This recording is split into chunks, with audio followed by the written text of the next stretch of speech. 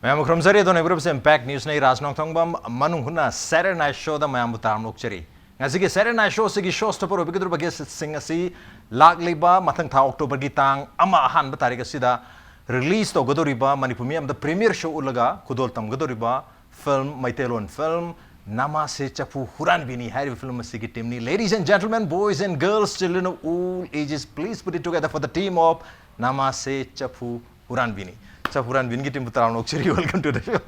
Okay, ngasi koi guess Harry film sigi team mudiam chawe dubu lengbiri ba promotion kidam lengbiri besi film sigi screenwriter, story writer, lyricist and director oja Herojit Naoroibam ni aham tada oja Herojit putra nokcheri, and also film sigi one of the lead actresses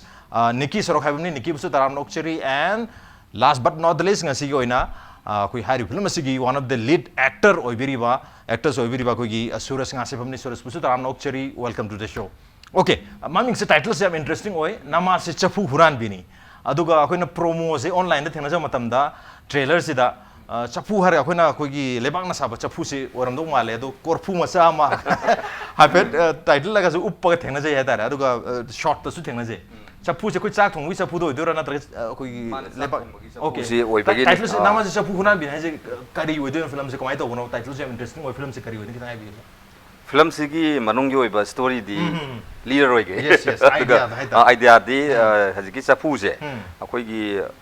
mina sak thong ga saba CHAPHU oidoi ni akoi gi sumna gi CHAPHU laibaki CHAPHU adugumba na te huran doi se akoi gi mi amana sak thong ga saba CHAPHU se amana huraluba adugi CHAPHU du oibagi ni me korphu oina ubiri do haidi laibaki CHAPHU da haziki thong na dreba aduda akoi gi sak thong ba CHAPHU ni na korphu masa da thong nei da na sak se ko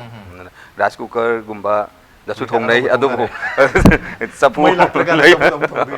CHAPHU harabani na mai tailon acheng badadi akoi gi sak thong na ba CHAPHU do adu oina. Okay, min taw hai ta film se family drama hai ta re mai oiduri romantic film oidura kun trailer khara ujabadi family ki story happy su mangum tawi mai to botla hai film se kano ne family plus romance loi yaure haidi Nicky ga kano ga Suraj ga inak ta phami se moi ani gina achaupa romance amni film se da aduga araba ga balaga na mabani gina family oina leira ba dum hek hobadagi mai na tawi wari se aduga masigi wari sita chengna aigi life da all the radio da yan hana approve tau kiba aigi story ma khang ai ba mani na sakta kiba yan hana NAMASE CHAPHU HURANBINI hariba je ai yan hana sandok da igi mai pa kiba haitare mayam na khangbi kiba dumba story ma adu mayam na khara khangale ba story amoi bani na maduna advantage haidi mayam khara khangi bagi advantage ama leine khanbi bara otherwise fresh story sine mayam hena pamne khanbi bakari happening andai advantage oiba hana mayam gi nakong da tagraba se si su yamna pamnai adubu khwaidagi luba se akoina ai khakta natana director sing na haitare ko direction piba kan yam luba si radio da natraga hana novel loina thokraba wari lairik se masi number sine yam luri se haibadi pariba kaino mayam sina babok mayam sina ko tariba hong mayam sina moi gi wakan da su imagination amakak loina hero heroine moi mitta sagat kare masak phajaba kadai bau phajari no wakan na sagat bagi phajabagi chang sidi palle pham leite hajariba hadi yam phajaba dum yayaba adagi thihan ga ju phatta bo su yam phatana dum uba yayaba ko madu akoina puthokpa ga ulakpa matam sida madu yauba ngam gadra ngamoidra haibagi pakhatpa makhangni adubu best level da di honaraga yaugani aduga soidan maki mai pakani haibagi yam thajaba magaloina na budi lantheng narini tawriba pose. Okay, masang se Nicky da lakse ge ni ji hari but NAMASE CHAPHU HURANBINI habse koi radio gi koi script amo ina yamna hari pamna ki ba hari mayam khangna bo kre akoina hari isamangna taba tabe hodam tongan mo erga su ko hari mayam khangna ba sum makal gi story ama mu hui screen play thoga film oina thorok basida saru ya duini sigi story si kamai to biki kari role no to duise film diloi haidok pa yadre haibina from haidi laktor of ni tarik 1 jida dan tang 1 bokte ko ngai jera ge du kamai to character oidino kitang thambi isa gi oina experience I say character se kitang kano haitare khara dong angan ba haitare haidi minaga kari khani khaloi aduguma kem leitaba aina ngang ningakpa aingoda phawrakpa feelings ma'am dong loi ngang thokpa haidi timing ga cha da bi aduguma gi character amo khak oi okay dong di gangan bane to koi oza Herojit na iba story sing se tear jerker di oibani am kam kan mane tane ojana nong mai ngod lari am pi adu lari ko pa da ije dum chena ko ding kap ya ta adu da story yang nong si bane adu si role se dong dong ang badam oibra atop kari kari magi facet sing ai tare hoi dong dong ang ga su ai gi tongan ba kaino ma di dum wari sida loi yaw re do loi har de mu ojana kanam ko isai mu jai isai se title se lising cham rak lanjare hai bado adu dadi yamna kappa ko thena je tare kaino se Nicky se ko adana kitang adai da yamna romance ki kaina bagi kai khara goram do male romantic oi ba family drama so film ne have ni okay Suraj Sulak se Suraj kamai togi sigi film sigi role si karma makal gi role gi yamna romantic oi banu pam cham ki role idura family gi yam responsible lo ba du manu pam cham idura adra yam option aba makal gi oi kamai togi ai je haidi lengau thingau hai tare okay haidi ai ju haidi mangau khara thijaba haidi wa je hai ni haroi khangdaba haidi haujikan gi na ha hai tare wa je khoi gi Nicky ga ega je ma ju haujikan gi laisabi hai tare haidi sum haujikan taunariba haidi Facebook to egera WhatsApp to egera haidi chatnariba trend je sigi mawong da hai tare ibani je lang borom do lai chat khare ibani aduga tragedy gi di pangna di ibani gi oina di yaubudi yawe yamna di oida ba ta marak ta haraw nungai bana yam bo oy ibani okay adu khui multi starrer film am oi bani na sida khui balasu yauri arabasu yauri Suraj yauri Nicky yauri adu atopa sine artist myam yauri adana smaina maru oina khui lead actor da di multi starrer oi film am oi bani na adu gi pressure ha ga challenge ha ga moi su yauri moi digi hena katang phajana tawna bra ai role su yam phajana stand out tawna hona ba hai tare adu gi preparation gu makhara su leram do male adu ai kamai to bi hoi ai gi oina di ozana pe bira pa character je han boy na ai gi oina di film je handa ki October gi fasina han boy di ne ai oina okay sigi film sin han ba film oi di ne pa Suraj amang da budin nam gre adu ga su ai gi oina release ha ga di season han boy di ne ba adu aina su ai wonda penja da budin kitang di le hawe ai di nam ming ai marak to da ai wonda ai sam gi ai gi kitang ai wonda nuai je da ba hai tare project nan jan gi ba ai thai na gi sa ba gi mawong da taw gi da ai oza gi da su ai sona ka da ju pai le hu da ba gi hai tare adu isada nuai taw di le hawe adu character gi oina di ozana pi bi re ba character da ai ju ngam na ba hai tare adu nuai na ba mayam gi nuai na ba di dum hona jagi bra na di khale do mayam na su ahan boina ai gi dong ta support taw bi da na mayam si yeng bi u na okay adu sigi project se kamain lakhi sigi koi NAMASE CHAPHU HURANBINI si multi starrer film ni smai tong Nicky yaudori Nicky ga opposite pamina ga da bani arabasu yauri balasu yauri smai to story ni ga na approach tor se kamai tor ki ozana haibirak pane ozana ahan bada ozaga aiga thengna base album amgi thengna bane okay thengna ba ka da laibang na thiri ju nam gi da bai tare isai je thingjan biraki ba okay adai da ozana su haidi sum khanja hawraga hai tare khandi hawraga adai da no makha ozana phone taw bi re ngona Suraj maina project am khatang smai tawje harak pod da ai ju ozana tar ai haibirak pod ai ngona yam haraw am di faujai isa da haidi oza da oza ma ta challe oza kamai character je kamai tawno khopno na hanga kanda Suraj ke nang gi di smaina lengau thingau hai tare khara joli oi ba nupa ma cha mane hai wa dong dong ngangan ba ai dagi hai di nusinungon gi oiraga su hojikan gi chatnari mo mong je asmai taw da mong ne nang ngamna ba fajana hono hai di character je nangwon da ju nang hana ibane ozaga aiga ju hana punbana tamnina ozana aigi ju hai di character je khangbana tamnina ozana su aingwon da kitang chingna ba kitang di lei ado aina oza ai ngamna ba di tawjage oza dagi suggestion ju lawjaraga na hairaga tawgi bane okay Nicky this like Nicky sigi project se NAMASE CHAPHU HURANBINI hai project se kamai lakhi madu da kamai ne yes hai ki na tra koi Nicky di hand gi experience film ato ma am se to buni na film am ngam jana jana den okay edum yarani hairaga dum ya khibza la kamai na film se lakhi tang hai bi kagana aingonda suddenly phone toraga haira ki bai tar smaina project ama trying to se khote and hai da kakadi khoi gi di oja gumba haidi lai gumba de hai tare aduna kaka ina harak pa se khoi da di yam maru ina lojab atai na harak pa su loi lawe adu raga su hena lumna lojaba hai tare he soi gi dra kai aina kari asoi ba taw gi dra khot gi dra hai bagi isa da kizaba hai ga dra adu gumba su dum lai aduna kaka na su hai re adu mamang da su kaka ga iga se project ama putmina gare putmina project sina album moi doine ado kaka na direction pi bade na te lyrics se kaka gi oi ba ada aibu hingkhora aibu sikhora haiba isai se aiga kaka ga hanba pungiba project ama khangne adui matung da chatpa music video ama isai am khangne da kaka na ibani na ko film zo on givne ai sama adu da kumo base ai laiba yam phone hai tare adugi mathang da amuga su harak pani na sidi ai gi big chance ne khalaga ai yes hai adum khudak ta adum yes hai gare adum ka da okay adu bose koi multi star ring sai je khibda maru ina koi lead actress ani lead actor ani male actor ani female actor ani yauduni na madugi pressure lai gibra aduga masigi kamaina preparation tawgi madu kamai cope up tawgi hai tare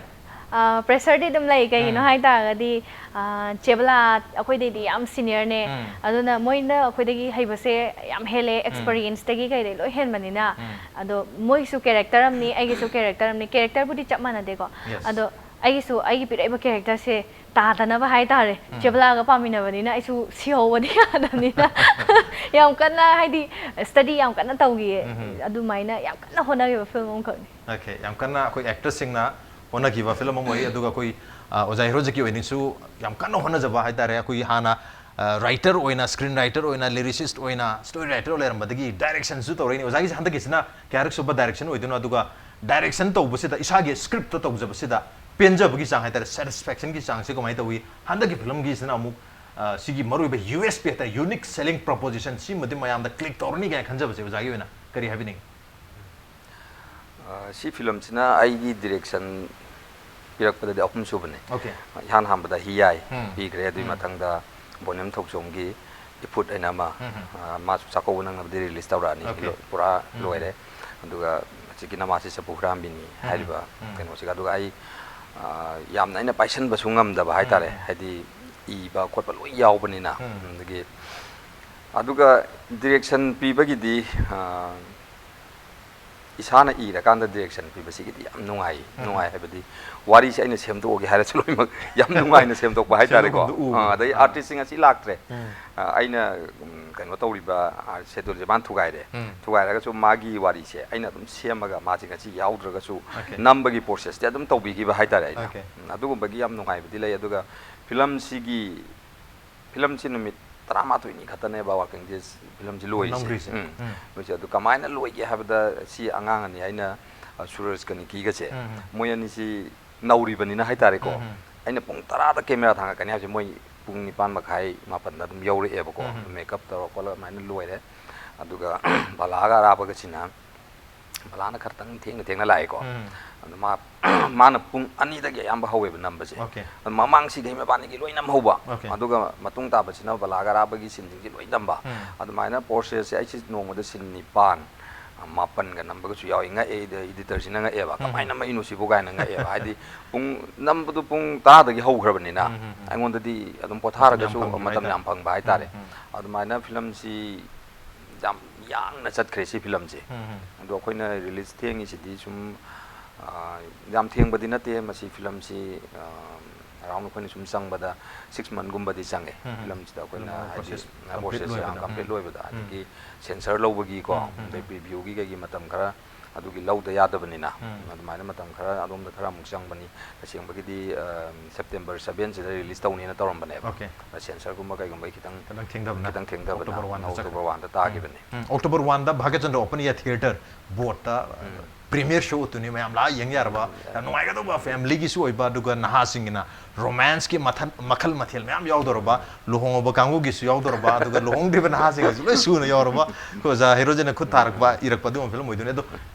US being sa unique selling se gi film se gi unique oi ba unique maha ama flavor ma miyam da pi do re ga no jana manung gi prok chaking ngai jab ha ta tarik wan se kari oi hoi taseng na di aina masida yamna unique oi na khanjaba se haidi akoi gi taseng na samlapna wari se kitang di panjar ge ko haidi ai gi sigi story se angang phangda bagi wari ne okay adu da sigi sida aina achauba angang phangda bagi maisa se kamaina ko ka da gi haibagi achauba message sama ka yam unique oi bam ka aina mayam da sinna ga dawri bnu misida haidi film ji yengoro matung da o akoina khalam da ba khangam da ba pot khara smaina tawra ga di imung ge shanti oi be yaina haibagi adagi life partner sing si angang phang da bagi awa ba che kari na kok pa ya bagi hai bagi adum ba makhak aina mayam da yam na kaino tawna ꯄꯤꯒꯅꯦꯅ ꯈꯟꯖꯩ Okay. Message amadi yam chawba amadi lere madu gi khopi du dani madu gi khopi du pina hona bada uja Herojit na ngaijari se du mangne ta dead ones okay Nicky gi ona di sigi film se release ki damakta hadi sigi release tor matam da Nicky gi ona kari anova flavor miyam na yengbo phangada ba natraga Nicky gi ona ngaija ba tare ko si tolok matam da ingonda kaino oini na khanjab se kari di having ꯑꯩꯒꯤꯗꯤ ꯁꯤꯁꯤꯅ ꯄꯨꯔꯥ ꯇꯣꯉꯥꯟꯕ ꯑꯃ ꯑꯣꯏꯗꯣꯏꯅꯦ ꯍꯥꯏꯗꯤ ꯃꯃꯥꯡꯗꯁꯨ ꯑꯩꯒꯤ interview ꯃꯌꯥꯝꯗ ꯂꯣꯏ ꯍꯥꯏꯈ꯭ꯔꯕ ꯃꯐꯝ ꯉꯥꯛꯇꯅꯦ ꯍꯥꯏꯗꯤ ꯅꯠꯇꯦ ꯑꯩꯅ ꯍꯥꯏꯁꯤꯅ ꯑꯩꯒꯤꯗꯤ ꯑꯌꯥꯝꯕꯅ ꯀꯩ ꯍꯥꯏꯇꯥꯔꯦ ꯈꯨꯡꯒꯪꯒꯤ ꯀꯩꯅꯣꯒꯨꯝꯕ ꯑꯇꯞꯄ ꯍꯥꯏꯇꯥꯔꯦ ꯁꯨꯝꯕ ꯂꯣꯝꯗ ꯂꯣꯏꯅ ꯑꯌꯥꯝꯕ ꯅꯝꯈꯤꯕ ꯐꯤꯂꯝ ꯉꯥꯛꯇ ꯑꯣꯏꯌꯦꯕ ꯑꯩꯒꯤꯗꯤ ꯁꯤꯅ ꯑꯩꯒꯤ ꯑꯍꯥꯟꯕꯅꯦ ꯑꯩꯒꯤ ꯀꯩ ꯍꯥꯏꯇꯥꯔꯦ ꯏꯉꯥꯎ ꯉꯧꯕ ꯏꯔꯥꯡ ꯂꯥꯡꯕ ꯐꯤꯂꯝꯁꯦ ꯁꯤꯅ ꯑꯍꯥꯟꯕ ꯑꯩꯒꯤꯗꯤ ꯏꯍꯥꯟ ꯍꯥꯟꯕ ꯑꯣꯏꯗꯣꯏꯅꯦ ꯑꯗꯨꯅ ꯑꯩꯉꯣꯟꯗꯗꯤ ꯌꯥꯝ ꯊꯥꯖꯕ ꯊꯝꯃꯦ ꯍꯥꯏꯗꯤ ꯃꯌꯥꯝꯅ ꯄꯥꯝꯅꯕꯁꯨ ꯑꯩ ꯀꯟꯅꯁꯨ ꯍꯣꯠꯅꯖꯈꯤ ꯃꯌꯥꯝꯅꯁꯨ ꯁꯣꯏꯗꯅ ꯄꯥꯝꯒꯅꯤꯅ ꯈꯜꯂꯦ ꯍꯥꯏꯗꯤ ꯄꯤꯔꯛꯏꯕ ꯀꯦꯔꯦꯛꯇꯔꯁꯦ ꯑꯩꯅꯁꯨ ꯌꯥꯝ ꯄꯥꯝꯖꯈꯤꯕ ꯑꯃꯈꯛ ꯑꯣꯏꯕꯅꯤꯅ ꯌꯥꯝ ꯊꯋꯥꯏ ꯌꯥꯎꯅ ꯇꯧꯈꯤ ꯑꯗꯨꯗꯨꯅ ꯃꯌꯥꯝꯅꯁꯨ ꯁꯄꯣꯔꯠ ꯇꯧꯕꯤꯌꯨ ꯍꯥꯏꯖꯒꯦ ꯁꯤ Okay ꯑꯗꯨꯒ ꯑꯩꯈꯣꯏ ꯑꯦꯛꯇꯔꯁꯤꯡꯒꯤ ꯄ꯭ꯔꯤꯄꯔꯦꯁꯟ ꯍꯥꯏꯇꯥꯔꯦ ꯄ꯭ꯔꯤꯄꯔꯦꯁꯟꯒꯤ ꯄ꯭ꯔꯣꯁꯦꯁꯁꯦ ꯑꯣꯟ ꯗ ꯁꯦꯠ ꯄ꯭ꯔꯤꯄꯔꯦꯁꯟ ꯇꯧꯕ꯭ꯔꯥ ꯅꯠꯇ꯭ꯔꯒ ꯉꯁꯤꯒꯤ ꯑꯩꯒꯤ ꯑꯣꯖꯥ ꯍꯦꯔꯣꯖꯤꯠꯅ ꯀꯧꯔꯤꯁꯦ ꯄꯨꯡ 10ꯗꯅꯤ 9 ꯐꯥꯎꯇꯗꯤ ꯌꯧꯔꯒꯦ ꯑꯗꯨꯅ ꯌꯧꯗ꯭ꯔꯤꯉꯩ ꯃꯔꯛꯁꯤꯗ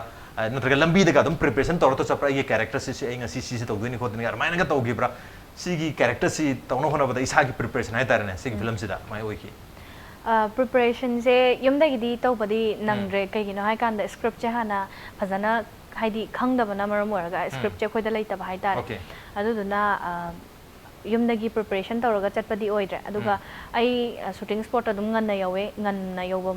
ꯃꯇꯝꯁꯤꯗ ꯑꯩ ꯃꯦꯀꯞ ꯀꯩꯀꯥ ꯂꯣꯏꯔꯦ ꯍꯥꯏꯔ ꯀꯥꯟꯗ ꯀꯀꯥꯒ ꯄꯨꯜꯂꯒ ꯍꯥꯟꯅ ꯁꯨꯇꯤꯡ ꯍꯧꯗ꯭ꯔꯤꯉꯩꯗ ꯍꯥꯏꯇꯥꯔꯦ ꯀꯦꯃꯦꯔꯥ ꯊꯥꯗ꯭ꯔꯤꯉꯩ ꯃꯃꯥꯡꯗ ꯗꯤꯁꯀꯁꯟ ꯇꯧꯋꯦ ꯀꯀꯥꯅ ꯁꯤꯅꯤ ꯅꯪ ꯇꯧꯗꯣꯏꯁꯦ ꯁꯤ ꯑꯦꯛꯇꯤꯡꯅꯤ ꯁꯤꯆꯨꯋꯦꯁꯟꯁꯦ ꯁꯤꯅꯤ ꯍꯥꯏꯕꯗꯣ ꯑꯗꯨꯃ ꯇꯥꯛꯑꯦ ꯑꯗꯨꯒ ꯑꯩꯅ ꯈꯤꯇꯪ ꯑꯩꯗꯤ ꯑꯩꯉꯣꯟꯗ ꯁꯣꯏꯔꯛꯄ ꯍꯥꯏꯒꯗ꯭ꯔꯥ ꯋꯥꯠꯂꯛꯄ ꯇꯥꯏꯃꯤꯡꯁꯦ ꯀꯀꯥꯅ ꯅꯪ ꯃꯇꯥꯡꯗꯣ ꯑꯗꯨ ꯃꯇꯥꯡꯗꯣ ꯁꯨꯃꯥꯏꯅ ꯍꯥꯏꯌꯨ ꯑꯗꯒꯤ ꯁꯤ ꯂꯩꯍꯜꯂꯨ ꯁꯤ ꯁꯨꯃꯥꯏꯅ ꯇꯧ ꯍꯥꯏꯕꯁꯦ ꯁꯤ ꯑꯗꯨꯝ ꯇꯥꯛꯂꯛꯄꯅꯤꯅ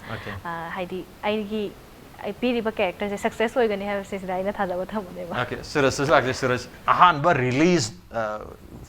ꯐꯤल्म ꯑꯣꯏꯗꯣꯏꯅꯤ ꯐꯤल्म ꯑꯇꯣꯞꯄꯗꯤ ꯃꯌꯥꯝ ꯇꯧꯕꯤꯔꯦꯅ ꯇꯥꯛꯄꯤꯔꯦ ꯑꯗꯨꯕꯨ ꯔꯤꯂꯤꯖ ꯑꯣꯏꯅ ꯂꯥꯛꯇꯣꯏꯅ ꯑꯍꯥꯟꯕ ꯑꯣꯏꯕꯅꯤꯅ ꯑꯃꯨꯛꯀ ꯍꯦꯟꯅ ꯄꯨꯛꯅꯤꯡꯗ ꯀꯩ ꯍꯥꯏꯇꯥꯔꯦ ꯆꯔꯥꯡꯅꯕ ꯍꯥꯏꯒꯗ꯭ꯔꯥ ꯉꯥꯏꯕꯗ ꯉꯝꯖꯗꯕ ꯅꯨꯡꯉꯥꯏ ꯍꯥꯏꯗꯤ ꯇꯥꯔꯤꯛ 1ꯁꯤꯕꯨ ꯀꯔꯤ ꯅꯨꯃꯤꯠꯇ ꯂꯥꯛꯀꯗꯒꯦ ꯈꯟꯕꯗ ꯑꯗꯨꯝ ꯌꯥꯝ ꯀꯩꯅꯣ ꯑꯣꯏꯔꯝꯗꯧ ꯃꯥꯜꯂꯦ ꯍꯥꯏꯅ ꯈꯟꯖꯩ ꯑꯗꯨꯒ ꯁꯤꯒꯤ ꯀꯩꯅꯣ ꯐꯤल्मꯁꯤꯗ ꯀꯩ ꯍꯥꯏꯇꯥꯔꯦ ꯏꯁꯥꯒꯤ ꯄ꯭ꯔꯤꯄꯔꯦꯁꯟ ꯀꯃꯥꯏꯅ ꯇꯧꯈꯤ ꯀꯔꯤ ꯆꯦꯂꯦꯟꯖꯦꯁ ꯊꯦꯡꯅꯈꯤ ꯑꯍꯥꯟꯕꯒ ꯑꯣꯏꯕꯅꯤꯅ ꯍꯥꯏꯒꯗ꯭ꯔꯥ ꯑꯇꯣꯞꯄ ꯐꯤल्मꯕꯨꯗꯤ ꯑꯗꯨꯝ ꯄꯦꯔꯦꯂꯤ ꯇꯧꯕꯤꯔꯤꯀꯣ ꯀꯔꯤ ꯆꯦꯂꯦꯟꯖꯦꯁ ꯊꯦꯡꯅꯕ ꯑꯗꯨꯒ ꯃꯌꯥꯝ ꯑꯗꯨꯝ ꯍꯥꯏꯅ ꯑꯩꯒꯤ ꯔꯣꯜꯁꯦ ꯑꯗꯨꯝ ꯇꯣꯉꯥꯜꯂꯤ ꯍꯦꯟꯅ ꯑꯗꯨ ꯀꯌꯥꯝ ꯇꯣꯉꯥꯜꯂꯤ ꯀꯃꯥꯏꯅ ꯇꯧꯒꯦ ꯈꯤꯇꯪ ꯊꯝꯕꯤ ꯑꯩꯒꯤ ꯑꯣꯏꯅꯗꯤ ꯑꯍꯥꯟꯕ ꯑꯣꯏꯕꯅꯤꯅ ꯍꯧꯖꯤꯛꯁꯦ ꯄꯥꯈꯠꯄꯁꯨ ꯐꯥꯎꯋꯦ ꯍꯥꯏꯗꯤ ꯚ꯭ꯌꯨꯌꯔꯁ ꯃꯌꯥꯝꯅ ꯌꯦꯡꯉꯒ ꯀꯩ ꯔꯤꯑꯦꯛꯁꯟ ꯂꯥꯛꯀꯗꯒꯦ ꯍꯥꯏꯕꯒꯤ ꯏꯁꯥꯗ ꯍꯥꯏꯗꯤ ꯄꯥꯈꯠꯆꯕ ꯑꯃꯁꯨ ꯐꯥꯎꯋꯦꯕ ꯍꯥꯏꯗꯤ ꯇꯧꯕꯕꯨꯗꯤ ꯑꯩꯅꯕꯨꯗꯤ ꯐꯖꯅ ꯇꯧꯖꯔꯒꯁꯨ ꯍꯌꯦꯡ ꯑꯩꯉꯣꯟꯗ ꯀꯩ ꯂꯥꯛꯀꯗꯒꯦ ꯍꯥꯏꯕꯗꯨꯗꯤ ꯈꯪꯗ꯭ꯔꯤꯕꯅꯤꯅꯀꯣ ꯑꯗꯨꯒ ꯀꯦꯔꯦꯛꯇꯔꯒꯤ ꯑꯣꯏꯅꯗꯤ ꯑꯩꯅ ꯑꯣꯖꯥꯅ ꯍꯥꯏꯔꯛꯄ ꯀꯥꯟꯗ ꯀꯦꯔꯦꯛꯇꯔ ꯁꯨꯃꯥꯏꯅ ꯄꯨꯡꯉꯥꯎ ꯉꯥꯎꯏ ꯁꯨꯃꯥꯏꯅ ꯇꯧꯋꯦ ꯍꯥꯏ ꯀꯥꯟꯗ ꯑꯩ ꯁꯨꯝ ꯁꯥꯒꯠꯄꯕꯨꯗꯤ ꯁꯨꯝ ꯁꯥꯒꯠꯆꯕ ꯍꯥꯏꯗꯤ ꯋꯥꯔꯤꯗꯨꯒꯤ ꯑꯣꯏꯅꯗꯤ ꯆꯠꯄ ꯅꯠꯇ꯭ꯔꯒꯁꯨ ꯍꯥꯏꯗꯤ ꯑꯩꯉꯣꯟꯗ ꯁꯨꯝ ꯁꯥꯒꯠꯆꯔꯒ ꯑꯩ ꯁꯨꯃꯥꯏꯅ ꯉꯥꯡꯕ ꯁꯨꯃꯥꯏꯅ ꯇꯧꯕꯒ ꯍꯥꯏꯕꯗꯨꯗꯤ ꯏꯁꯥꯗ ꯁꯨꯝ ꯈꯟꯖꯕꯗꯣ ꯑꯗꯨꯃꯥꯏꯅꯗꯤ ꯈꯜꯂꯦ ꯑꯗꯨꯒ ꯁ꯭ꯄꯣꯠ ꯌꯧꯔꯀꯥꯟꯗ ꯑꯣꯖꯥꯅ ꯁ꯭ꯀ꯭ꯔꯤꯞꯇꯣ ꯁꯨꯃꯥꯏꯅ ꯄꯤꯔꯦ ꯑꯗꯣ ꯅꯤꯀꯤꯒꯁꯨ ꯑꯗꯨꯝ ꯗꯥꯏꯂꯣꯛꯇꯣ ꯍꯥꯟꯅ ꯑꯗꯨꯝ ꯄ꯭ꯔꯤꯄꯦꯌꯔ ꯇꯧꯋꯦꯕ ꯃꯥꯒꯁꯨ ꯑꯗꯨꯒ ꯍꯥꯏꯗꯤ ꯃꯥꯅꯁꯨ ꯑꯗꯨꯝ ꯁꯨꯃꯥꯏꯅ ꯍꯥꯏꯔꯛꯑꯣ ꯁꯨꯃꯥꯏꯅ ꯇꯧꯔꯣ ꯀꯥꯏ ꯑꯗꯨꯝ ꯃꯥꯁꯨ ꯑꯗꯨꯝ ꯐꯖꯅ ꯁꯞꯄꯣꯔꯠ ꯇꯧꯕꯤꯌꯦ ꯑꯗꯒꯤ ꯅꯧꯕ ꯍꯥꯏꯔꯒꯗꯤ ꯑꯩꯒꯤꯗꯤ ꯀꯦꯔꯦꯛꯇꯔꯁꯦ ꯑꯍꯥꯟꯕ ꯑꯣꯏꯅ ꯊꯣꯛꯇꯣꯏꯅꯤꯅ ꯃꯤꯅ ꯍꯦꯛ ꯎꯕꯗ ꯑꯗꯨꯝ ꯄꯨꯡꯅꯧ ꯅꯧꯔꯅꯤ ꯑꯗꯣ ꯎꯕꯗ ꯑꯗꯨꯝ ꯆꯒꯠꯂꯥꯏ ꯑꯣꯏꯅ ꯑꯗꯨꯝ ꯎꯈꯤꯁꯨ ꯌꯥꯏ ꯑꯃ ꯑꯣꯏꯅ ꯑꯗꯨꯝ ꯎꯈꯤꯁꯨ ꯌꯥꯏ ꯑꯗꯨꯕꯨ ꯑꯩꯈꯣꯏꯒꯤ ꯍꯧꯖꯤꯛ ꯐꯥꯎꯗ ꯁꯨꯔꯖꯀꯤ ꯊꯣꯛꯂꯛꯏꯕ ꯃ꯭ꯌꯨꯖꯤꯛ ꯚꯤꯗꯤꯑꯣꯁꯤꯡꯗꯗꯤ ꯌꯥꯝꯅ ꯖꯦꯟꯇꯜꯃꯦꯟꯒꯤ ꯑꯕꯇꯥꯔꯗ ꯉꯥꯛꯇꯅꯤ ꯊꯣꯛꯂꯛꯏꯁꯦ ꯑꯗꯨꯕꯨ ꯁꯤꯒꯤ ꯀꯩꯅꯣꯁꯤꯗꯪ ꯈꯤꯇꯪ ꯄꯨꯔꯥ ꯀꯩꯅꯣꯝꯃ ꯆꯠꯂꯦ ꯑꯗꯨꯝ ꯈꯤꯇꯪ ꯈꯦꯠꯅꯕ ꯍꯥꯏꯇꯥꯔꯦ ꯅꯍꯥꯒꯤ ꯌꯦꯛ ꯂꯥꯎꯔꯛꯄꯒꯤ ꯈꯤꯇꯪ ꯂꯥꯡꯕ ꯍꯥꯏꯇꯥꯔꯦ ꯑꯔꯥꯡꯕ ꯁꯥꯗꯣꯏꯅꯦꯕ ꯌꯥꯝ ꯆꯒꯠꯂꯥꯏꯕꯨꯗꯤ ꯅꯠꯇ꯭ꯔꯦ ꯍꯥꯏꯇꯥꯔꯦ ꯂꯥꯡꯕ ꯅꯤꯀꯤꯅꯁꯨ ꯉꯝꯕ ꯁꯥꯗꯣꯏꯅꯦꯕ ꯑꯩꯁꯦ Okay ꯌꯥꯝ ꯏꯟꯇꯔꯦꯁꯇꯤꯡ ꯑꯣꯏꯗꯣꯏꯅꯦ ꯑꯗꯣ ꯁꯤꯒꯤ ꯁꯨꯇꯤꯡꯗ ꯑꯩꯈꯣꯏꯒꯤ ꯃꯌꯥꯝ ꯍꯥꯏꯅꯒ ꯁꯣꯔꯠꯁꯦ ꯇꯦꯛ ꯀꯌꯥꯗꯒ ꯂꯣꯏ ꯀꯥꯏꯅ ꯈ꯭ꯋꯥꯏꯗꯒꯤ ꯋꯥꯈꯤꯕ ꯇꯦꯛ ꯍꯥꯏꯇꯥꯔꯦꯅꯦ 5ꯔꯛ ꯇꯧꯕꯗ ꯂꯣꯏꯗꯕ 6ꯔꯛ ꯇꯧꯕꯗ ꯂꯣꯏꯗꯕ 10ꯔꯛ ꯇꯧꯕꯗ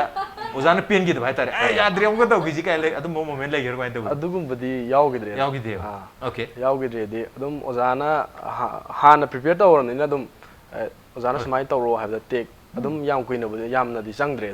ꯑꯗꯨꯝ ꯍꯥꯏꯕꯒ ꯑꯗꯨꯝ ꯇꯧꯕꯒ ꯑꯗꯨꯝ ꯑꯣꯖꯥꯅꯁꯨ ꯑꯗꯨꯝ ꯄꯦꯟꯕꯤꯕ ꯍꯥꯏꯒꯗ꯭ꯔꯥ ꯑꯗꯨꯝ ꯌꯥꯕꯤꯈꯤ ꯑꯣꯖꯥꯅ ꯑꯗꯨꯝ ꯑꯣꯖꯥ ꯂꯥꯛꯆꯔꯕꯗ ꯑꯣꯖꯥꯅ ꯑꯗꯨꯝ ꯄꯦꯟꯊꯣꯛꯄꯤꯈꯤꯕ꯭ꯔꯥ ꯅꯠꯇ꯭ꯔꯒ ꯍꯥꯏꯗꯤ ꯁꯦꯇꯤꯁꯐꯥꯏꯠ ꯑꯣꯏꯈꯤꯕ ꯑꯣꯏꯗꯣꯔꯤꯔꯥ ꯅꯠꯇ꯭ꯔꯒ ꯑꯗꯨꯝ ꯌꯥꯔꯦ ꯀꯥꯏꯅ ꯊꯥꯗꯣꯛꯈꯤꯕ ꯍꯥꯏꯗꯤ ꯑꯅꯧꯕ ꯆꯪꯉꯛꯄ ꯑꯉꯥꯡꯅꯤꯅ ꯑꯗꯨꯝ ꯊꯥꯗꯣꯛꯄꯤꯔꯁꯤ ꯀꯥꯏꯅ ꯊꯥꯗꯣꯛꯈꯤꯕ꯭ꯔꯥ ꯅꯠꯇ꯭ꯔꯒ ꯌꯥꯝꯅ ꯑꯣꯟ ꯁ꯭ꯄꯣꯠ ꯍꯥꯏꯇꯥꯔꯦꯅꯦ ꯁꯨꯇꯤꯡ ꯁ꯭ꯄꯣꯠꯇ ꯌꯥꯝꯅ ꯁꯥꯊꯤꯕ ꯗꯥꯏꯔꯦꯛꯇꯔ ꯑꯃ ꯑꯣꯏꯕꯤꯕ꯭ꯔꯥ ꯀꯃꯥꯏꯅ ꯇꯧꯋꯤ ꯑꯗꯣ ꯃꯁꯤ ꯃꯇꯥꯡꯁꯤ ꯑꯉꯥꯡꯁꯤꯡꯁꯤ ꯌꯥꯝꯅ ꯅꯧꯕꯗꯤ ꯆꯤꯡꯗ꯭ꯔꯦ ꯍꯥꯏꯕꯗꯤ ꯃꯣꯏ ꯀꯦꯃꯦꯔꯥ ꯃꯥꯡꯗ ꯍꯥꯟꯅ ꯌꯥꯝꯅ ꯂꯦꯞꯄꯕ ꯑꯗꯩ ꯅꯤꯀꯤꯁꯨ ꯑꯇꯩ ꯑꯇꯩꯗ ꯌꯥꯝ ꯇꯧꯔꯛꯑꯕꯅꯤ ꯑꯗꯒꯤ ꯁꯨꯔꯖꯁꯨ ꯐꯤꯂꯝ ꯑꯣꯏꯅ ꯑꯍꯥꯟꯕ ꯊꯣꯛꯀꯅꯤ ꯍꯥꯏꯔꯒꯁꯨ ꯑꯇꯩ ꯐꯤꯂꯝ ꯃꯌꯥꯝ ꯑꯃ ꯀꯨꯝꯕꯒꯤ ꯊꯣꯛꯆꯗ꯭ꯔꯒꯁꯨ ꯀꯣ ꯑꯗꯨꯝꯕ ꯑꯃ ꯂꯩꯔꯕꯅꯤꯅ ꯈꯤꯇꯪ ꯇꯥꯛꯄꯗ ꯌꯥꯝꯅ ꯑꯟꯗꯔꯁꯇꯦꯟ ꯇꯧꯏ ꯃꯣꯏꯁꯨ ꯑꯗꯨꯒ ꯍꯣꯏ ꯄꯦꯟꯗꯕ ꯈꯣꯠꯇꯕ ꯈꯔꯕꯨꯗꯤ ꯑꯗꯨꯝ ꯌꯥꯎꯏ ꯑꯗꯨꯕꯨ ꯑꯗꯨꯝ ꯍꯜꯂꯤ ꯍꯜꯂꯀꯥꯟꯗ ꯑꯩꯅ ꯌꯥꯝ ꯅꯨꯡꯉꯥꯏꯖꯕꯁꯤꯅ ꯑꯩꯅ ꯑꯄꯥꯝꯕꯁꯦ ꯑꯩꯅ ꯍꯥꯏꯕꯁꯦ ꯃꯣꯏꯁꯤ ꯌꯥꯝ ꯐꯖꯅ ꯇꯧꯕ ꯍꯥꯏꯇꯥꯔꯦ ꯑꯗꯒꯤ ꯁꯦꯗꯨꯜꯒꯤ ꯃꯇꯥꯡꯕꯨ ꯑꯣꯏꯔꯁꯨꯀꯣ ꯃꯇꯝ ꯆꯥꯅ ꯂꯥꯛꯄ ꯑꯗꯩ ꯃꯇꯝ ꯆꯥꯅ ꯍꯟꯕ ꯁꯨꯝꯕꯁꯤ ꯌꯥꯝ ꯄꯥꯝꯕ ꯑꯩꯁꯤ ꯁꯨꯝꯕ ꯌꯥꯝ ꯉꯥꯛꯄ ꯃꯤ ꯑꯃꯈꯛ ꯑꯣꯏꯖꯩꯕ ꯏꯁꯥꯅ ꯑꯗꯣ ꯑꯣꯖꯥ ꯁꯨꯇꯤꯡ ꯁ꯭ꯄꯣꯠ ꯍꯥꯏꯇꯥꯔꯦ ꯌꯥꯝ ꯁ꯭ꯇ꯭ꯔꯤꯛ ꯑꯣꯏꯕ ꯗꯥꯏꯔꯦꯛꯇꯔ ꯑꯃ ꯑꯣꯏꯕꯤꯕ꯭ꯔꯥ ꯅꯠꯇ꯭ꯔꯒ ꯑꯗꯨꯗꯤ ꯑꯣꯏꯌꯦ ꯑꯗꯨꯗꯤ ꯑꯣꯏꯌꯦ ꯑꯗꯨꯗꯤ ꯃꯣꯏꯗ ꯍꯪꯒꯗꯕꯅꯤ ꯑꯩ ꯏꯁꯥꯅ ꯍꯥꯏꯕꯗꯤ ꯌꯥꯗꯦ 오케이 그야म 스트릭 오이잖아 니기들 라디 자 헤로제세 슈팅 로케이션이 얌 스트릭 오이브라 하이데 호부디노 백업 하이디 복시다 그만 더 strict oiba khoi se makhal ani leiba haidi kai tare kumiba actor sing se koi kai tare phajalaga wangang bobu freedom comfortable go henda ba adu gumbagi strict khoi ma aduga time keep toraga namgada ba process to di chap chap chana exact hai tare adumaina chatkiba kano amaga aduga kagi sina mu khoi sada comfortable o henda ba se simadi su tong tong da ba adu kai hai tare yamna khoi da su wari sana ba ogera phagi jogai tong na na dum nok ta na dum nai ba aduga namgada ba timing da na namba haidi timing cha cha na tau bu se smai tau bi ga gai okay yam fazana yam cooperative oiba director amo ge tare adu sing ngasai khoi aina suraj da ngi ro maina take cam haidi short amada take kya logi budona ta bida khoi gi kai tare short se ओजाना the okay ना हायराबा अदुगा निकी नदी अमुतंग take लौरम मदि फदौनी गाय खन अदुदी दम यावे कहिना हाय खान सुम कहाय तारे तौरो तौरो हायरकपा हायगद्रा हाइदी अस आइना सुमाइना तौगिबिदो समना कन तौरो मदि फदौनी गाय खलाबु कस दुम यावे मसिगी मतांगसे सिदि अखोइना ओके हाजु मोइदि हन्निंगे सिना अखोइगा मखोइगा आर्टिस्टिंग सिगा खेनाबा अमखक लैयबा अखोइना येंगिसिना एक्टिंग दु खतंग येंगेबा मोइना मोइगी सकफजबसे सकफजबसे कैमरा सिदा मु येंगा मोइगी फेस से खतंग फजरमद्रबा कोत्रबा अदुदि मोइ हन्निंगनेबा अदुगा अखोइगिना मु चप चाना माना तौफम थोकपा एक्टिंग दो अदु तौखरगदि आइगिदि यारे हाइदोइनेबा मोइगिना मु सककी माइथोंग खतंग फजदना कोतना ताबसे मोइदा नुवाइजदेबा अदुगिनि मोइना हन्निंगिसिना अदु अखोइना ओके ना लाउरइसिदि यारबनेबा एक्टिंग दु यादरगने अखोइना टेक हन्ना लौरिसिना एक्टिंग दु बु यागरगदि ओके नेबा अखोइगिदि एक्टिंग यागरदि लो यादनि सूरज केदि कमाइ तौगी जुकी मतंगसिदा हेदि एक्टिंग यागरदि लो यारे हारे अदु इसागी साइतगी फेलौदबा अंतंग हलदि फदौनि अदुबु जाना यारे हारबनि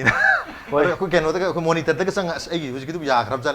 ओजा खिदं फजद्रे अंतंग हनजेगा हनगिबा दु यावगि जगा दु यावदि यावे अदु फोटो हाइदे हनिंगगा इसाइ तमदा मनुंग सोजर तोए दु पाइ लेतो यारे यारे जुकी दम फजग्रे पाइ लेतो हाइतारे हाइदे लाउरबनिना ओजाना जो अंतंग हाइदे हाइबो जो अमु ओजा अंतंग दे हनिंगिदा गाइदे हाइपेट हाइरगा यारनिदा ओके अदु हंदकी फिल्म जगी नामासे चफू हुरानबिनी हाबसे सिगी फिल्म जगी एक्सपीरियंस है ओवरऑल एक्सपीरियंस 11 डेज शूटिंग तो गिबगी कमाइ तो बिकी होल एक्सपीरियंस किता हाबी अवन वे तारे करी लेसन सिदगी एवरी फिल्म एवरी प्रोजेक्ट से कोई एक्टर सिंगी दमकता दिन नतर क्रू हारिबो प्रोजेक्ट तो बिरिबो खुदिमकी कोई याम चावबो पारामम लेसन मम ने हाइनी करी लेसन टेक अवे हातारे फिल्म सिदगी सुरसना लौबी आइगो एनदी हाइदी एक्सपीरियंस से नौ रे हाइदी कइनो थेंगनरी ओजागे क्रू म्याम जिसु आइ आहाम थेंगनबा गातो ओइबा तारे अदुना थेंगनरीबा निकी ओरगसु आहाम निकी बानी थेंगनबदि थेंगनग्रे अदुरगसु हेना क्लोज ओइबदुदि सिगी प्रोजेक्ट सिदगी सेबला ओरसु दारा ओरसु एनी ओजा होय कैमरा ओरसु तम आइगोंददि सिगी फिल्म जिदा आइगोंदा हाइदी रिलेशन अमा थमौबगा चपमाना बाय तारे अदुना अहमददि सेबला होयगा तंगिना हाबदा आइ पाखतबदि फावइबा इसादा खितंगबुदि दम हाइदी आइना हाना फिल्म दा ताबा यामना ताबा नतनिना हाइदी कइदौरकदगे अदु सेबला गायगा पावबदि याम पांगबदि यावदे हाइदी सिन अमा अनि मंगाय यावम अददि याम पांगदि यावदे अदुरगसु दुम इसादा आइना टेक याम लौरगदि का पाखचबदो अदुदि दुम फावइबा हाइदी नुंगाइगिरोइद्रा कायना इसादा खंजबदा दुना यामना isana pakatsanabudi dum soidanabana khalaga soidan honagi adu maruina handaki sigi film sigi yam noi bamna khogi hero ani ju masak phajaba ngata hero ani ju masak phajaba ani ngata ne ko aduna hero ani gi marakta su oi kano competition mang natraga su internally is man hen phajan jaw hode iji khang phajan jaw hode hadi yam smart actor ngata ni araba su khoi kino su suraj su adugi lei yoro mai do hoi leiba haije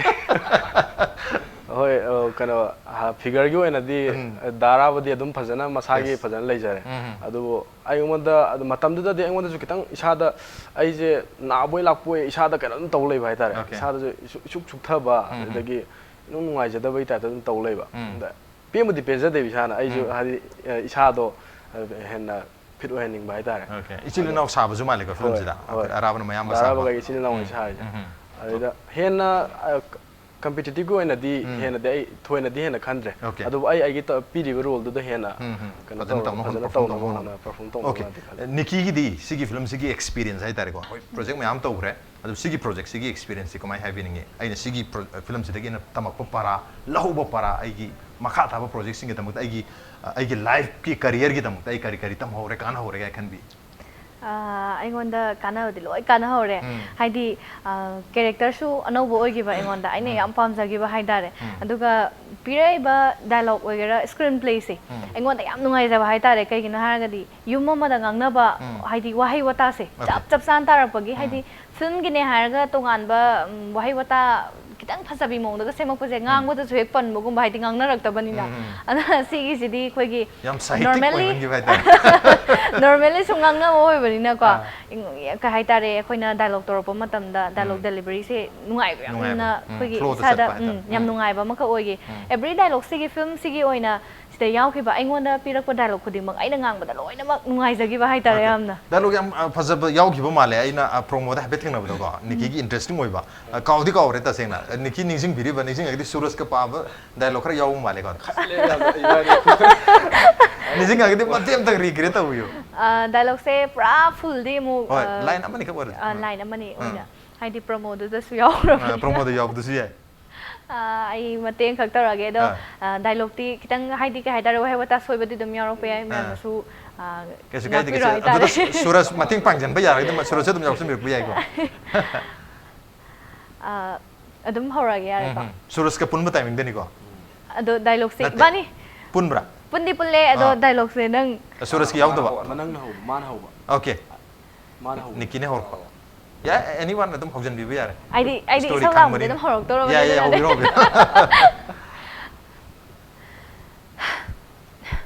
ꯀꯩꯅꯣ ꯅꯣꯏ ꯅꯃꯥꯗꯨꯕꯨ ꯉꯥꯎꯕ꯭ꯔꯣ ꯁꯣꯅꯣ ꯊꯨꯡꯕ꯭ꯔꯕ ꯃꯁꯛꯇꯣ ꯁꯛꯇꯥꯗꯣ ꯂꯨꯒ꯭ꯔꯥꯎꯕ ꯌꯥꯝ ꯃꯥꯜꯂꯦ ꯃꯥꯅꯦ ꯑꯩꯅ ꯁꯥꯎꯅꯤꯡꯉꯛꯇꯅꯅꯦ ꯊꯧꯔꯤ ꯑꯃ ꯄꯤꯔꯒꯅꯦ ꯊꯥꯒ꯭ꯔꯗꯝꯅꯦ ꯃꯥ ꯑꯩꯅ ꯁꯤꯖꯔꯨꯔꯣꯅ ꯅꯣꯏ ꯅꯆꯦꯗꯨꯅꯤ ꯅꯣꯏ ꯅꯆꯦꯗꯨꯕꯨ ꯉꯥꯎꯕ꯭ꯔꯕ ꯃꯥꯁꯨ ꯗꯥꯏꯂꯣꯛꯁꯦ ꯅꯪꯅꯗꯧꯔꯕ ꯌꯦ ꯀꯩꯁꯨ ꯀꯥꯏꯗꯦ ꯍꯥꯏꯗꯤ ꯅꯨꯡꯇꯤꯒꯤ ꯁꯨꯝ ꯉꯥꯡꯕ ꯅꯠꯇꯕꯅꯤꯅ ꯍꯥꯏꯗꯤ ꯐꯤꯂꯝꯒꯤ ꯗꯥꯏꯂꯣꯛ ꯍꯥꯏꯇꯥꯔꯦ ꯑꯗꯨꯝ ꯅꯤꯡꯁꯤꯡꯕ ꯌꯥꯎꯏ ꯅꯤꯡꯁꯤꯡꯗꯕ ꯌꯥꯎꯏ ꯀꯩꯁꯨ ꯀꯥꯏꯗꯦ ꯑꯗꯨꯕꯨ ꯌꯥꯝ ꯐꯖꯅ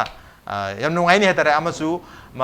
ꯅꯣꯏ ꯃꯥꯗꯨ ꯂꯣꯛꯗ꯭ꯔꯥꯎꯕꯤꯔ ꯍꯥꯏꯔꯤꯅꯤ ꯑꯗꯩ ꯅꯣꯏ ꯆꯦꯁꯨ ꯉꯥꯎꯕ꯭ꯔꯥ ꯑꯃꯅꯁꯨ ꯑꯃꯅ ꯑꯃ ꯍꯦꯟꯅꯗꯕ ꯍꯥꯏꯇꯥꯔꯦ ꯌꯥꯝ ꯅꯨꯡꯉꯥꯏꯅ ꯏꯟꯇꯔꯦꯁꯇꯤꯡ ꯑꯣꯏꯗꯣꯏꯅꯤ ꯀꯦꯔꯦꯛꯇꯔ ꯑꯅꯤꯁꯦ ꯁꯨꯔꯖꯀ ꯑꯗꯨꯒ ꯑꯩꯈꯣꯏꯒꯤ ꯅꯤꯀꯤꯒꯒꯤ ꯔꯣꯜ ꯑꯅꯤ ꯍꯥꯏꯇꯥꯔꯦ ꯑꯣꯀꯦ ꯑꯣꯖꯥꯗꯣ ꯂꯥꯛꯆꯩ ꯑꯣꯖꯥ ꯁꯤꯒꯤ ꯐꯤल्मꯁꯤ ꯑꯩꯈꯣꯏ ꯇꯥꯔꯤꯛ 1ꯗ ꯔꯤꯂꯤꯁ ꯇꯧꯅꯕꯒꯤꯗꯃꯛꯇ ꯁꯦꯝ ꯁꯥꯔꯒ ꯂꯩꯔꯦ ꯑꯗꯨꯕꯨ ꯍꯟꯗꯛꯀꯤ ꯐꯤल्मꯁꯤꯗꯒꯤ ꯑꯣꯖꯥꯅ ꯑꯦꯛꯁꯄꯦꯛ ꯇꯧꯕꯤꯕꯁꯦ ꯀꯔꯤ ꯑꯦꯝ ꯇꯧꯕꯤ ꯀꯔꯤ ꯈꯟꯕꯤ ꯑꯦꯛꯁꯄꯦꯛ ꯇꯧꯕꯤꯕ ꯍꯥꯏꯗꯤ ꯀꯔꯤ ꯐꯤल्ꯃꯁꯤꯗꯤ ꯀꯔꯤ ꯑꯦꯛꯁꯄꯦꯛ ꯇꯧꯕꯤꯔꯤ ꯍꯟꯗꯛꯀꯤꯁꯤꯗ ꯍꯥꯏꯗꯤ ꯃꯃꯥꯡꯗ ꯍꯤ ꯌꯥꯏ ꯇꯧꯈ꯭ꯔꯦ ꯍꯤ ꯌꯥꯏꯒꯤꯁꯨ ꯑꯣꯖꯥꯅ ꯑꯦꯛꯁꯄꯦꯛ ꯇꯧꯕꯤ ꯃꯌꯥꯝ ꯂꯩ ꯑꯇꯣꯞꯄ ꯑꯃꯁꯨ ꯑꯩꯈꯣꯏ ꯆꯥꯛꯀꯧꯕꯗ ꯔꯤꯂꯤꯁ ꯇꯧꯅꯤ ꯍꯥꯏ ꯃꯗꯨꯗ ꯇꯣꯉꯥꯟꯕ ꯑꯦꯛꯁꯄꯦꯛꯇꯦꯁꯟ ꯑꯃ ꯁꯤꯒꯤꯁꯨ ꯂꯩꯕꯤꯔꯝꯗꯧ ꯃꯥꯜꯂꯤ ꯑꯩꯒꯤ ꯁꯥꯏꯠꯇꯒꯤꯗꯤ ꯐꯤꯂꯝꯁꯤ ꯁꯣꯏꯗꯅ ꯃꯥꯏ ꯄꯥꯛꯀꯅꯤꯅ ꯑꯗꯨꯝ ꯈꯜꯂꯤ ꯍꯥꯏꯗꯤ ꯑꯗꯨꯒ ꯃꯣꯏ ꯌꯥꯎꯔꯤꯕ ꯑꯉꯥꯡ ꯑꯅꯤꯁꯦ ꯁꯤꯒꯤꯁꯨ ꯌꯥꯝꯅ ꯐꯖꯕ ꯀꯦꯔꯦꯛꯇꯔ ꯍꯥꯏꯇꯥꯔꯦꯀꯣ ꯑꯗꯨꯒ ꯋꯥꯔꯤꯁꯤ ꯍꯥꯟꯅ ꯃꯤꯌꯥꯝꯗ ꯂꯣꯏꯅ ꯇꯥꯈꯤꯕ ꯑꯃꯈꯛ ꯑꯣꯏꯕꯅꯤꯅ ꯃꯌꯥꯝꯁꯤꯅ ꯑꯗꯨꯝ ꯑꯩꯉꯣꯟꯗꯁꯨ ꯁꯨꯝ ꯌꯦꯡꯅꯤꯡꯕꯒꯤ ꯏꯈꯧ ꯂꯥꯡꯕ ꯑꯗꯨꯒꯤ ꯀꯩꯅꯣꯗꯣ ꯑꯣꯏꯔꯒꯗꯤ ꯌꯦꯡꯒꯦ ꯈꯣꯠꯀꯦ ꯍꯥꯏꯕꯒꯤ ꯑꯗꯨꯃꯥꯏꯅ ꯉꯥꯏꯅꯕꯒꯤ ꯀꯩꯅꯣꯝꯁꯨ ꯑꯗꯨꯝ ꯎꯏꯀꯣ ꯑꯗꯨꯒ ꯇꯁꯦꯡꯅ ꯑꯗꯒꯤ ꯇꯧꯔꯤꯕ ꯍꯧꯖꯤꯛꯀꯤ ꯑꯍꯜ ꯂꯃꯟ ꯁꯥꯕ ꯈꯔ ꯌꯥꯎꯔꯤꯀꯣ ꯃꯃꯥ ꯁꯥꯕꯗ ꯃꯣꯗꯨꯕ꯭ꯂꯥ ꯑꯗꯒꯤ ꯒꯤꯇꯥ ꯑꯗꯒꯤ ꯏꯊꯧ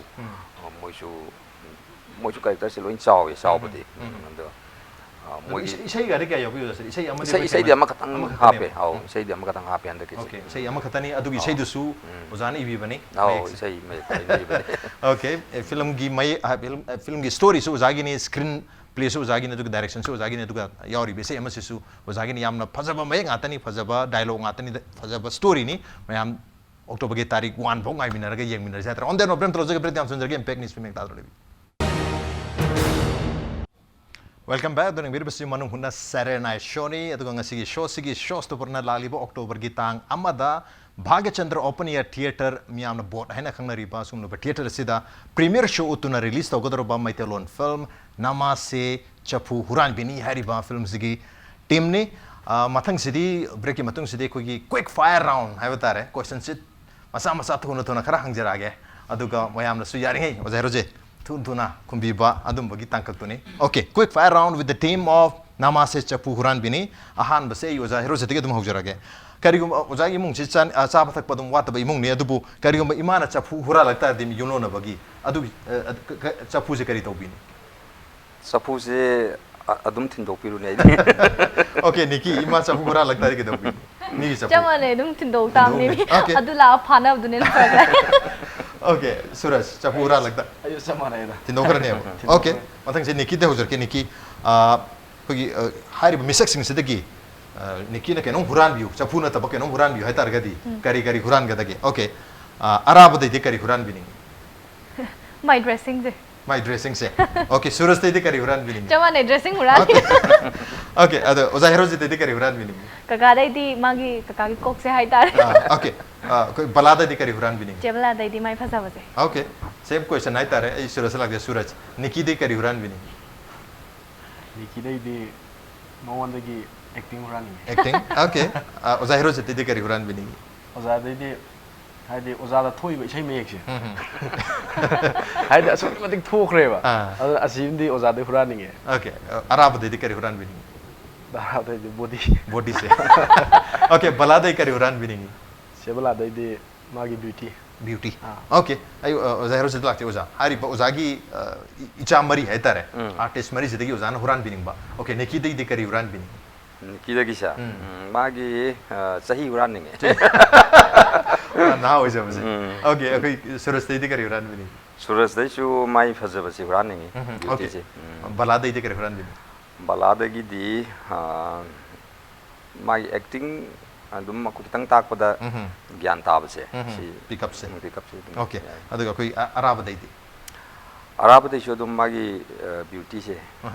magi phajaba hai tare. Okay, mo phajaba mo to se huran bini. Okay, mathang sidi ai Suraj lak chage Suraj CHAPHU hura lu bagi case ta ko CHAPHU jandak dis Suraj hura lu re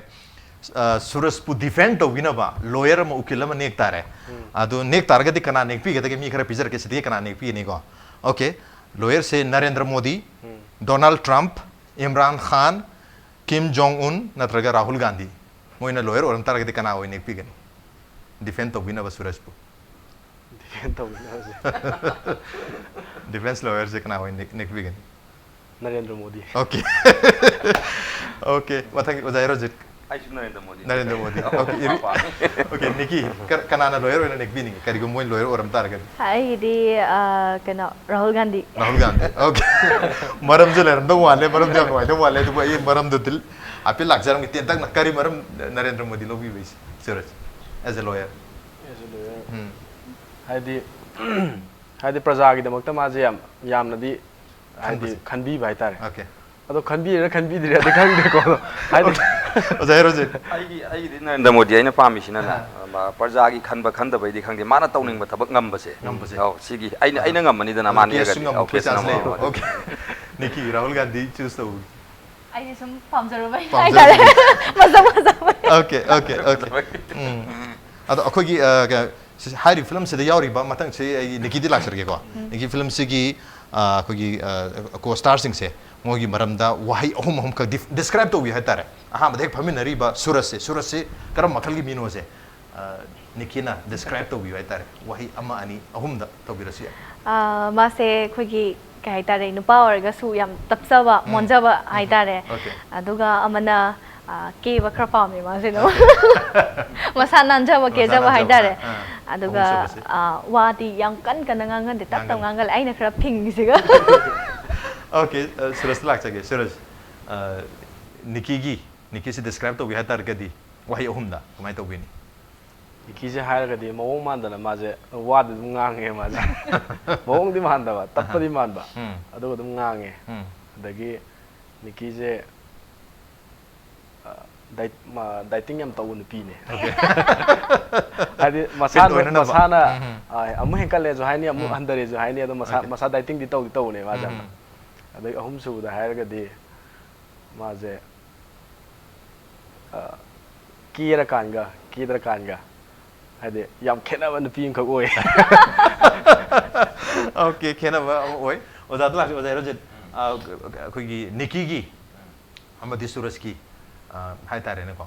moi ni si am mom toina wahi ohum na define to bi hat describe to bi hat tare Nicky si karam makal gi misak no oda gi observation Nicky si yamna khona ba kan bangang ni adagi khoi phone nung to bada yamna pai hau traga chu yam thuna call back kumba tawgon ba ko adu mangam su oi adagi shape da thokan ne na chu khala Okay, Suraj su ma su yam discipline yam lai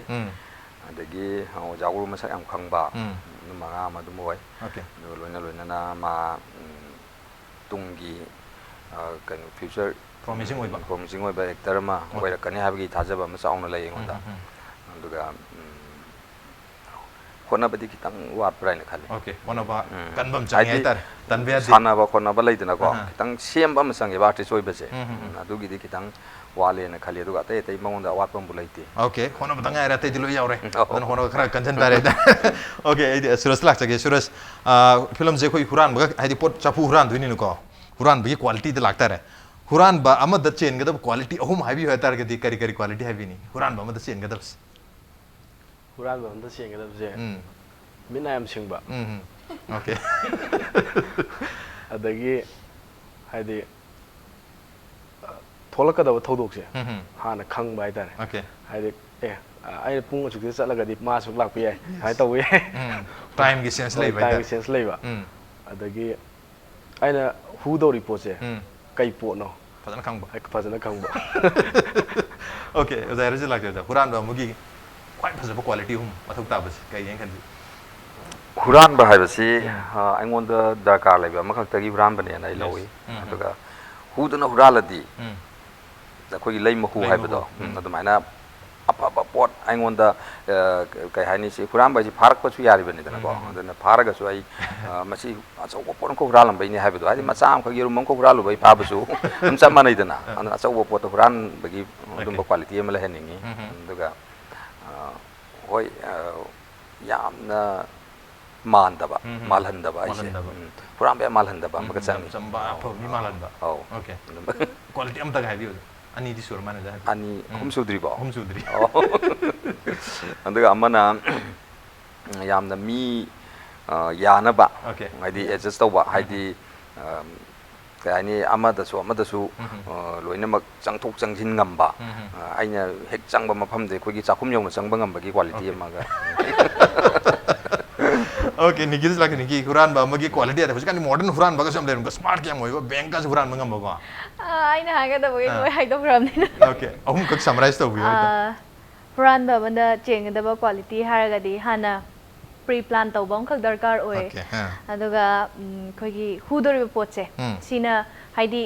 leigedori ba mafam hai dare sizu hana loina mak khangto ka da ba aduga kamaina changgadage aduga or haidi logada pot che success oi da ba dia de dana adun success oi na ba hai dare hana loina mak yathok ka da ba adumaina am oi ga da ba aduga amase kaka na hai ne chamane mi na pa hi ga da ba huran ge haraga di ya na da de na sakak salura di huran ba ya ro dana mi na pa aduga loina ba hi ga da ba hai ga da malhan da ba hai tare huran ba ne se okay ai uzan su tak bi ki ba hu dana hu de lei mo hu mai re huran bi phai diam poster ro okay mathang si uza Herojit ki lak char ge ja nupa gi maram da hai tare nupi sing na khangba da mathok ta ba polam ama kha hai ga dara wapam ama kha khangdi khangbi da ba hai tare nupa nupi sing jena khangbi da nupa sing maram da ꯀꯔꯤꯅꯤ ꯍꯥꯏꯕꯤꯅꯤ नुपा हाइबसे आइगी मोतको नुपीना याम लाइना फाबा यायबा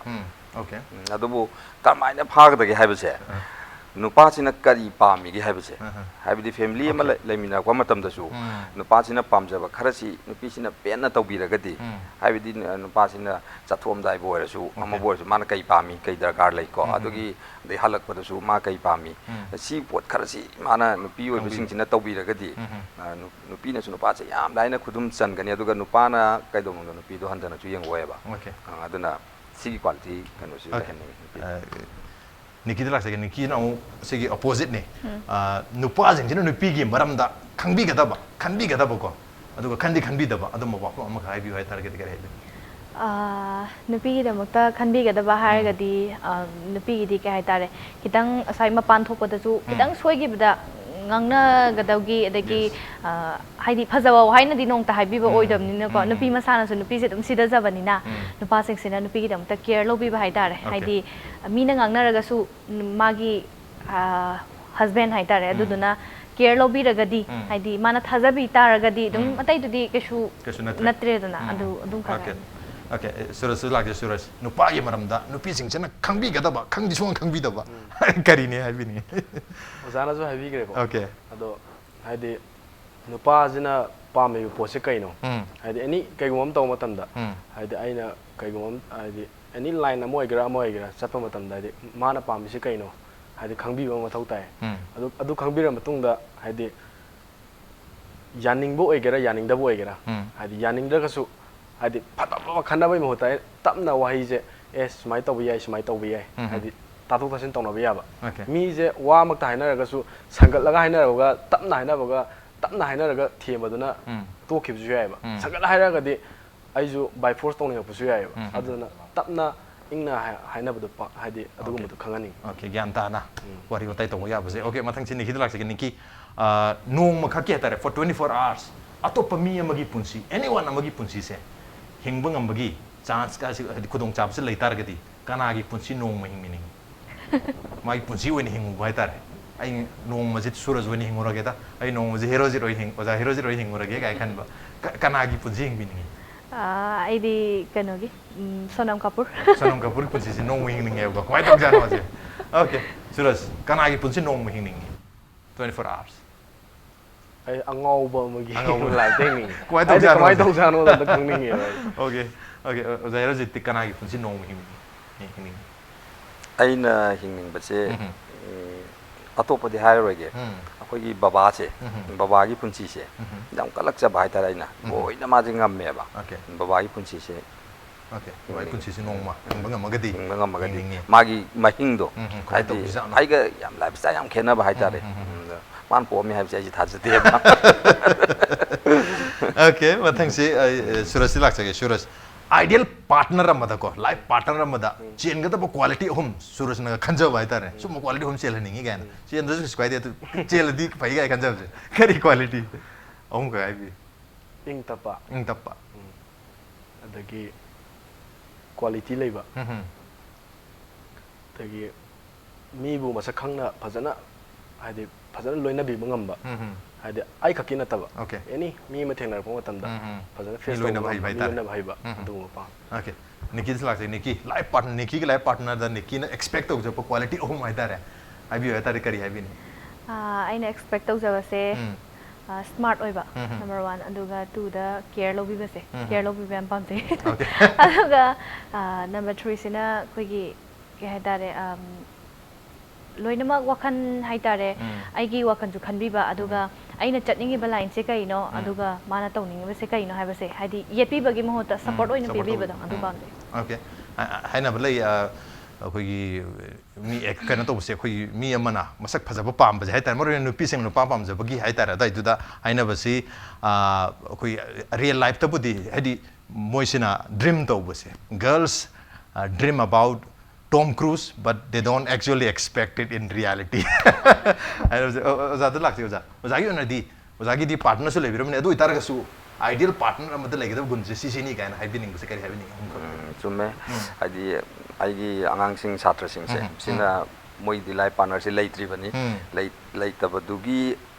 ꯂꯩꯇ꯭ꯔꯤꯕ ꯄꯣꯠ ꯑꯃꯈꯛ ꯃꯣꯏ ꯄꯥꯝꯖꯕꯒꯤ ꯐꯣꯡꯗꯣꯛꯄꯅꯤ ꯑꯩꯒꯤꯅ ꯂꯩꯔꯕ ꯄꯣꯠꯅꯤ ꯀꯣ ꯑꯗ ꯑꯩꯅ ꯂꯥꯏꯐ ꯄꯥꯔꯠꯅꯔ ꯑꯃꯗ ꯂꯩꯍꯟꯅꯤꯡꯕꯁꯦ ꯌꯥꯝꯅ ꯌꯨꯝꯕꯨꯔꯦꯝꯕꯤ ꯍꯥꯏꯕꯗꯤ ꯑꯩꯅ ꯆꯠꯊꯣꯛꯈ꯭ꯔꯒꯁꯨ ꯑꯩꯒꯤ ꯂꯥꯏꯐ ꯄꯥꯔꯠꯅꯔ ꯑꯃ ꯑꯣꯏꯔꯒꯗꯤ ꯑꯩꯅ ꯇꯧꯒꯗꯕ ꯃꯊꯧ ꯃꯥꯅ ꯇꯧꯒꯗꯕ ꯃꯊꯧ ꯌꯥꯝ ꯂꯩꯌꯦꯕ ꯐꯦꯃꯤꯂꯤꯁꯤꯗꯀꯣ ꯃꯗꯨ ꯂꯣꯏꯅꯃꯛ ꯃꯥꯅ ꯑꯩꯅ ꯆꯠꯊꯣꯛꯏꯉꯩꯗ ꯇꯧꯕ ꯉꯝꯕ ꯑꯗꯨꯒꯨꯝꯕ ꯅꯨꯄꯤ ꯑꯃ ꯄꯥꯝꯃꯤ ꯑꯗꯒꯤ ꯑꯦꯅꯤ ꯑꯩꯒꯤꯗ ꯂꯥꯛꯏꯕ ꯃꯤꯁꯤꯡꯁꯦ ꯍꯥꯏꯕꯗꯤ ꯑꯩꯒꯤ ꯂꯥꯏꯐ ꯁ꯭ꯇꯥꯏꯜꯁꯤꯒ ꯆꯥꯟꯅꯅꯅꯤꯀꯣ ꯑꯩꯅ ꯍꯥꯏꯖꯔꯛꯏꯁꯦ ꯍꯥꯏꯗꯤ ꯑꯩꯉꯣꯟꯗꯗꯤ ꯍꯧꯖꯤꯛ ꯃꯤꯁꯦ ꯑꯗꯨꯛꯀꯤ ꯃꯇꯤꯛ ꯂꯥꯛꯑꯦꯕ ꯂꯥꯛꯏꯕ ꯃꯤꯁꯤꯡꯁꯤ ꯌꯥꯝꯅ ꯐꯖꯅ ꯂꯣꯏꯅꯕꯤꯕ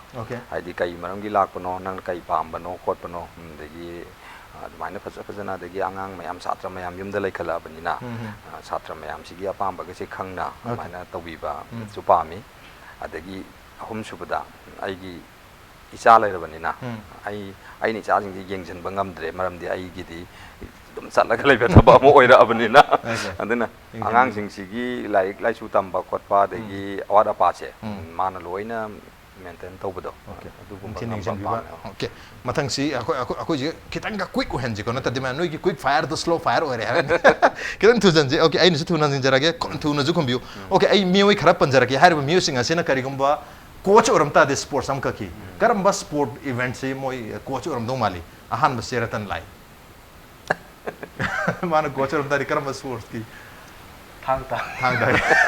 ओके कबो ले इनाव चाना करी मो कोच और तादी करी स्पोर्ट्स तो विरम दो माली लुई कई है नहीं सीधे tiền kapu ngồi đúng không? Cái gì vậy đúng không? How many have you choose one? Sao nó được vậy? Football. Football. Okay, Jimoni sir coach orang tar ke di kari sports orang đúng không? Damoni. Thì anh muốn đấy hoặc khăn đây. Okay, mà thằng gì idhong na? Idhong na. Idhong orang tar ke di. Idhong nó coach orang mà cái đi. Hockey cũng muốn đúng mà. Ok, khôi bảo sang cái số nó làm ta được cái. Sang cái số na. Ai cái cuộc tự. Ok, Nicky dilak saja Nicky. Same person sing dunia kari gumba, makanya coach orang tar cái karo. Untuk aham masih bảo uza sang cái số dilak saja. Uza sang cái số kari gumba coach orang tar di kari sports cái orang đúng mà. Football cái hay đấy. Football cái orang đúng mà le. Kau kau kan mana? Ok, uza idhong nó biram tar cái di.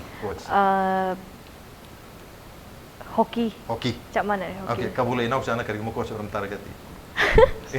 Soccer. Soccer.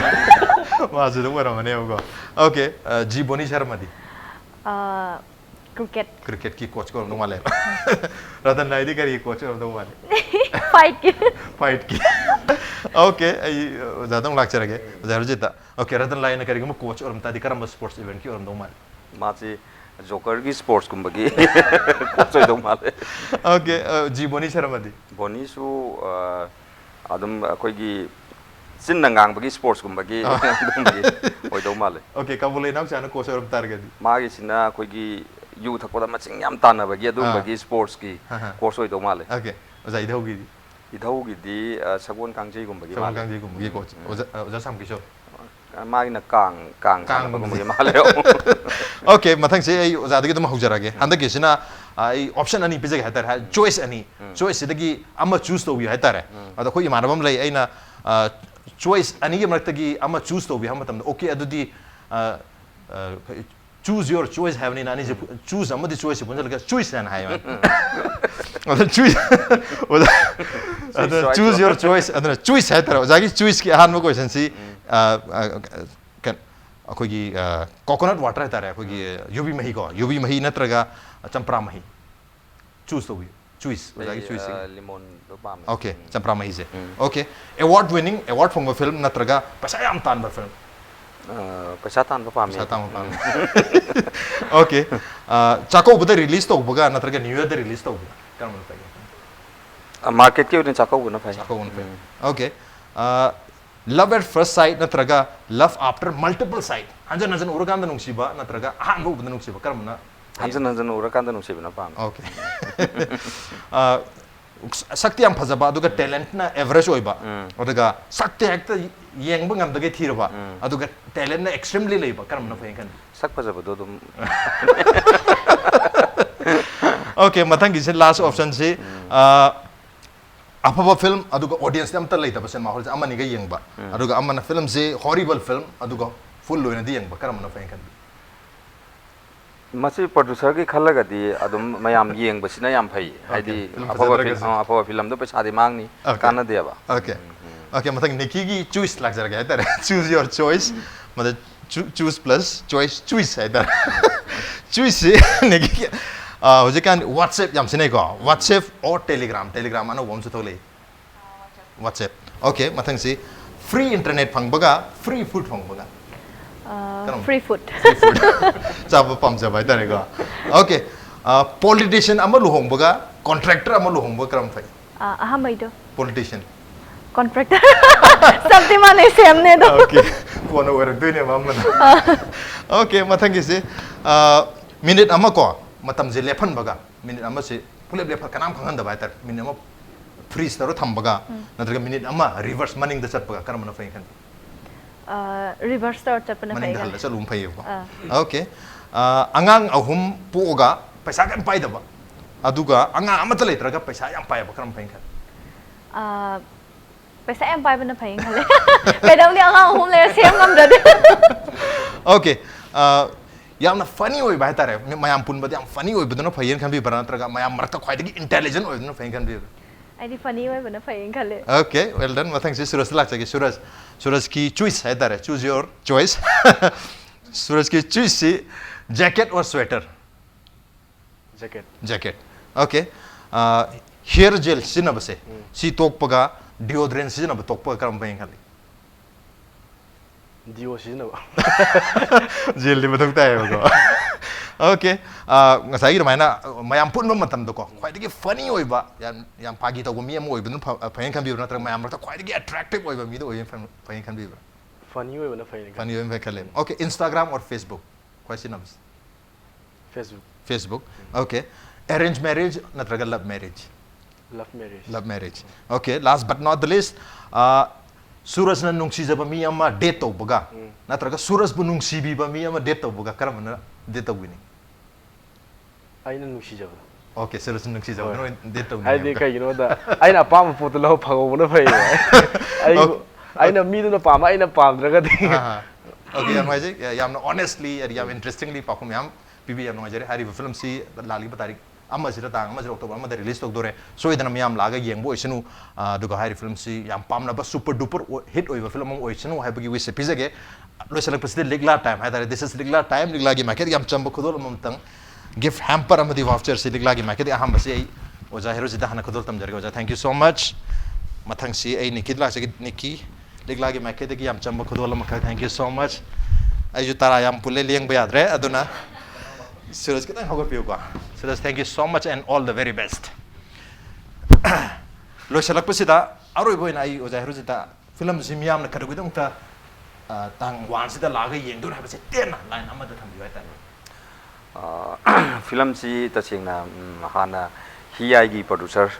KS Ramesh ko magi ani suba production ne ko ando hana su hi si yam chaw na mai paki thajidna anoba artist nga tane aduga anoba artist singda yamna interesting oijaba director mane ai di ko haidi anoba sing si yamna nungai jaba aduga promote su tongning ba aduga loina ba gi nungai ba si aingonda yam phau ba gi ko aduga ai phajaba da su ngaudi ai di athiba khwai dai athi ba si sem ge na khanjaba dumba kaino ne aduna jiki film se film si soidana maki mai pa kani hanagi producer akoini film mai pa kwai si producer gi mathau su yam chaw na tai ba ko na Nicky to lage Nicky kari have ni film si miyam kari gi damakta lagi ba tang wan amadi makha tarak da kari maram gi damakta yeng ni ai ta yenganing base taseng na ha di khoi gi